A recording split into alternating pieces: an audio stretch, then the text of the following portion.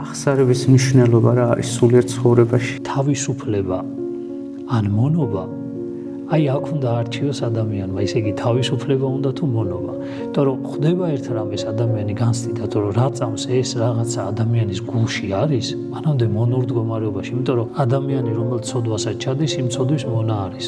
და როცა ვეკითხებთ, რა რატო აღარ მოდიხარ, რას სამუქ, როგორ მოვიდე ხა მე, ანუ ისეთი რაღაცეები გავაკეთე, მამავს როგორ გაუთხა და ადამიანი იკეტება ამით და საბოლოო ჯამში ამჯობინებენ ამ ყველაფრის თქმას, ტაძრის დატოვებას. რომ ნებისმიერი ადამიანი შეიძლება დაეცეს და ხვალ მას უნდა შეეძლოს ისევ დაბრუნდეს, აი როგორც ქრისტეს ჰქონდა დამოკიდებულება მცოდველ ადამიანთან, ასეთი უნდა იყოს ჩვენი დამოკიდებულებაც.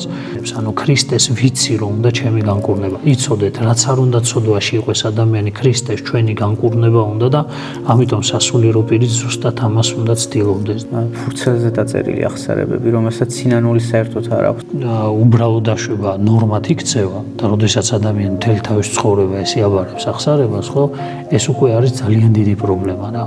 მე ვფიქრობ, რომ აი ახსარების დროს ადამიანმა უნდა შეეცადოს საკუთარი თავი დაინახოს და მერე სასულიერო პირსაც დაანახოს. აუცილებელია თუ არა ყოველი ზიარების წინ ახსარების ჩავარება. თუ ქრისტესთან ურთიერთობა გვინდა, ყველაფერს თავისი ადგილი აქვს, ახსარებასაც თავისი ადგილი აქვს და მინდა უთხრა ყველას, არავინ არავის დააძალებს ახსარებას.